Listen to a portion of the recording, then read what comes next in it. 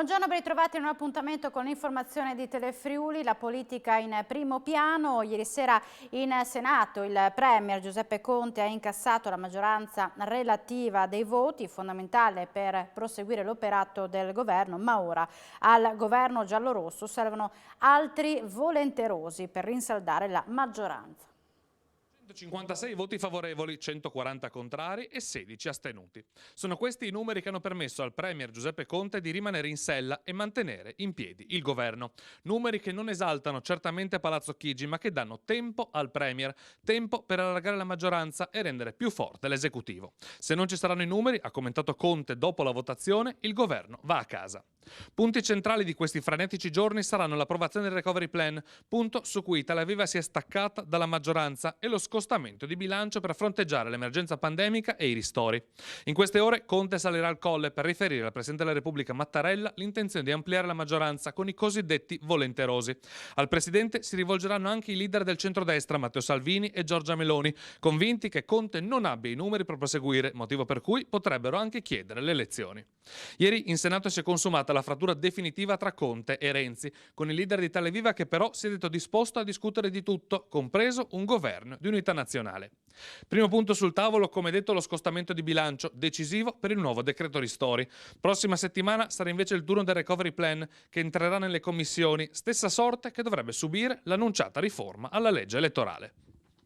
Mi pare lontano dalla realtà che con questi numeri si possa governare un paese in un momento di pandemia, a dirlo il Presidente del Friuli Venezia Giulia Massimiliano Fedriga ai microfoni di Radio 24, aggiungendo che per la Lega la prima scelta è il voto. Sembra che questa crisi porti un danno molto importante al Paese. Fedriga, dopo le votazioni di ieri a Palazzo Madama, ha detto di essere preoccupato prima di tutto da cittadino, avendo seri dubbi sul fatto che questo governo possa compiere scelte strategiche.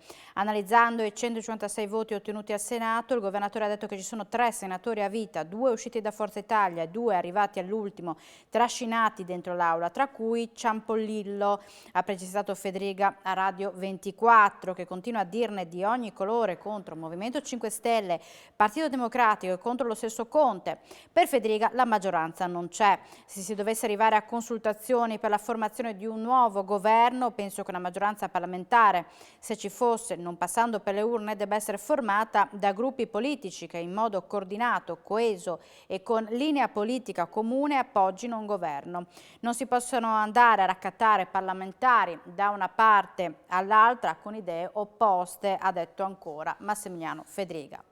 È stata completata questa mattina la consegna, comunque ridotta, dei vaccini anti-Covid destinati agli ospedali di Pordenone, Udine e Trieste. Lunedì scorso, ha ricordato il vicegovernatore Riccardo Riccardi, sono state invece consegnate le dosi Pfizer ai nosocomi di Tolmezzo e Monfalcone.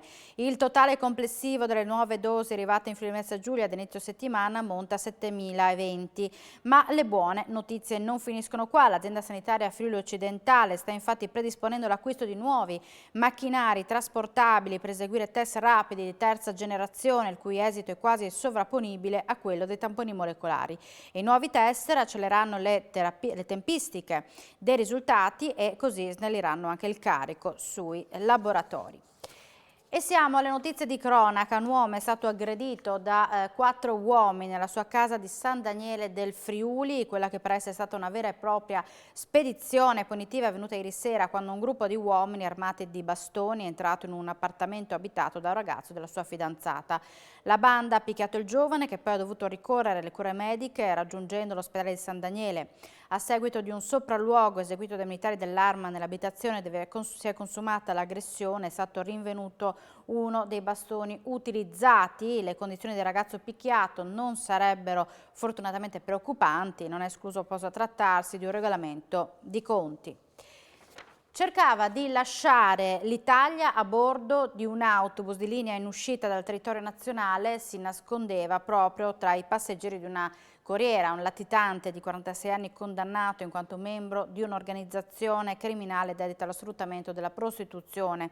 A rintracciarlo tra i sedili del mezzo sono stati i carabinieri della radiomobile di Auresina nel corso di un servizio di retrovalico. La banda a cui era affiliato il ricercato era operante nel torinese e reclutava delle giovani studentesse, anche minorenni, con la promessa di far loro seguire dei corsi di formazione in Italia, salvo poi obbligarle a prostituirsi. In particolare il 46enne fermato aveva il compito di sorvegliare le giovani che accompagnava in strada. I carabinieri di Auresina lo hanno arrestato e portato al Coroneo, dove dovrà scontare 1 anno e 9 mesi di reclusione.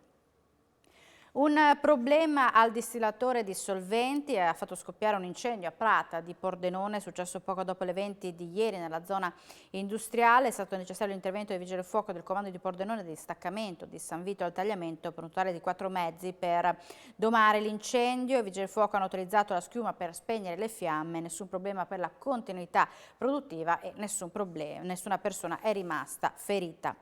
Ieri sera, poco dopo le 18, la Polizia di Stato di Trieste ha sanzionato il titolare di un bar del capoluogo giuliano per l'inosservanza della normativa anti-Covid, sanzionati 5 avventori. Dopo un paio d'ore, anche a seguito di numerose segnalazioni pervenute alla sala operativa, l'esercizio pubblico è stato nuovamente sanzionato per la presenza di clienti e per la somministrazione di bevande in violazione alle norme per il contenimento della pandemia.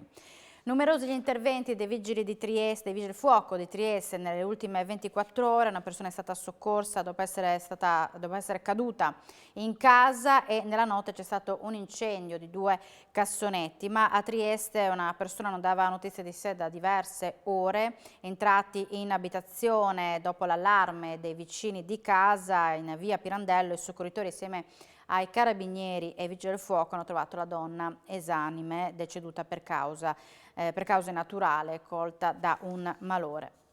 Evade dagli arresti domiciliari per 2 volte in poche ore. Si tratta di un uomo di 62 anni, trovato a camminare per strada nel primo pomeriggio durante la notte. È stato nuovamente arrestato dai carabinieri, è successo appunto nella notte tra venerdì e sabato. La stazione dei carabinieri di Rozzola invece ha arrestato in esecuzione di un'ordinanza di custodia cautelare in carcere un giovane pregiudicato di 24 anni. Controlli sulla strada, attività antidroga e lotte ai furbetti dei rifiuti, sono stati migliaia gli interventi della polizia locale di Pordenone Cordenons nel 2020. Per la polizia locale di Pordenone Cordenons, nell'anno appena concluso, sono stati migliaia gli interventi effettuati dagli agenti coordinati dal comandante Massimo Olivotto, migliaia le persone e i veicoli controllati ai fini della sicurezza stradale, così come la quasi totalità dei sinistri rilevati nel territorio comunale, di cui uno mortale e la metà con feriti, anche gravi, sono stati presi in carico dal reparto di infortunistica ed emergenza stradale. Incidenti che la polizia locale cerca di prevenire con un aumento dei controlli della velocità, anche grazie ai veloc posizionati nelle strade a rischio più alto. Numerose le sanzioni elevate per il superamento dei limiti di velocità, anche con diversi ritiri della patente. Gli agenti hanno presenziato anche negli istituti comprensivi per il progetto denominato Scuole Sicure, al fine di evitare episodi di bullismo e spaccio di sostanze illegali, coadiuvati anche dal cane antidroga Conan, proveniente da San Michele al Tagliamento. Attività che ha portato i suoi frutti, 28 segnalazioni all'autorità giudiziaria per consumo di stupefacenti. Controllati inoltre anche tutti i locali che posseggono macchinette ludiche, dove in uno sono stati trovati 5 ragazzi minorenni intenti a scommettere su partite o corse di cavalli. Sanzionato con 25.000 euro di multa il gestore, il centro scommesse è stato successivamente fatto chiudere dal questore di Pordenone. Su delega della Procura della Repubblica sono state inoltre perquisite 28 abitazioni, nelle quali, dopo minuziosi appostamenti, si è accertato che all'interno delle stesse venisse gestito lo spaccio di sostanze illegali. Tra il territorio di Pordenone e quello di Cordenons, l'unità di tutela ambientale, con oltre 4.000 controlli e anche grazie alle fototrappole, ha identificato e sanzionato decine di persone intenti a scaricare rifiuti senza badare al loro differenziamento. Nell'anno appena concluso, infine, intensi i controlli anti-Covid. Da marzo a dicembre sono stati centinaia gli accertamenti effettuati e sono state elevate oltre 195 sanzioni. Passa attraverso riconversione ed unificazione il futuro di Udine Gorizia Fiere, illustrato oggi in Camera di Commercio Udine. Per le fiere è un momento estremamente complicato, ha spiegato il presidente dell'ente camerale Giovanni D'Apozzo. La Fiera di Udine guarda al futuro, ci sono alcune indicazioni precise, 2 parole chiave: multifunzione, multicanale. Il campus di 10 edifici è grande, quindi destinarlo solo a una vocazione è uno spreco. Quindi quello che noi abbiamo fatto quest'anno, un percorso con i soci, anche con diversi incontri, di individuare quelle che erano le funzionalità. Quindi noi certamente continueremo a fare le fiere in un mix digitale fisico in base a quello che sarà possibile, ma rafforzeremo quello che è la possibilità di organizzare eventi temporanei. Noi abbiamo ospitati tanti, ad esempio, concorsi pubblici, adesso stiamo ospitando la sanità per i vaccini, oltre che per i tamponi, ed è chiaro che una parte li possiamo destinare a delle funzioni di futuro. Ci piace molto il tema scuola, ci piace molto quello di vedere un pezzo di questo campus che è immerso nel verde, immaginarlo come un campus tecnologico. C'è in questo contesto anche un discorso che riguarda le unificazioni. Noi abbiamo firmato un accordo con Pordenone a metà di novembre, proprio siglato, il primo dopo credo anni di cui se ne parlava, e abbiamo deciso di fare alcune collaborazioni operative per fare qualche fiera insieme, guardare un po' meglio il palinsesto, ma anche per guardare i nostri costi, per vedere se insieme possiamo comprare meglio dei prodotti o dei servizi. Credo che con gli amici di Pordenone questo percorso ormai è tracciato, è scritto, e queste settimane qua di inizio anno abbiamo cominciato a lavorarci. Gianpietro Benedetti, presidente del gruppo Danieli, guiderà una delle 8 task force di Confindustria al Business Summit internazionale in vista del G20 del 2021.